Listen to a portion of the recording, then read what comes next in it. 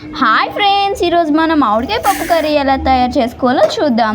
నేను ఒక కప్పు పప్పు తీసుకొని కుక్కర్లో వేసుకొని ఇంకా టొమాటోస్ చిల్లీస్ కట్ చేసి పెట్టుకున్నవి అందులో వేసేసుకున్నాను నేను.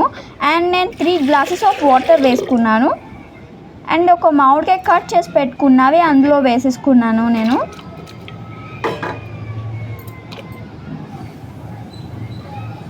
1 టేబుల్ స్పూన్ పసుపు వేసుకోవాలి అండ్ 1 టేబుల్ స్పూన్ కారం వేసుకోవాలి.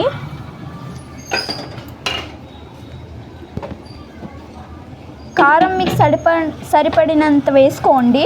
అండ్ నేను ఇంకా కుక్కర్ పెట్టేశాను. 2 విజిల్స్ వచ్చేంత వరకు వెయిట్ చేయండి.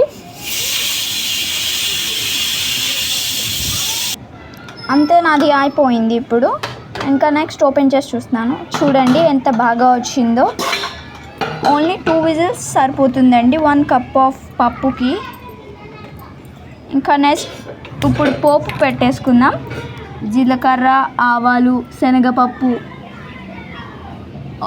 ఒక ఎండుమిర్చి వేసుకొని ఆయిల్ వేసుకొని అవి పోపు పెట్టేసుకొని ఎల్లుల్లిపాయలు కూడా వేసుకొని ఇంకా డైరెక్ట్ పప్పులో వేసేసుకోవడమే. అంతేనండి. ఇలాంటి కావాలంటే రెసిపీస్ కామెంట్ బాక్స్లో కామెంట్ చేయండి. Okay, bye bye. Do subscribe to my channel.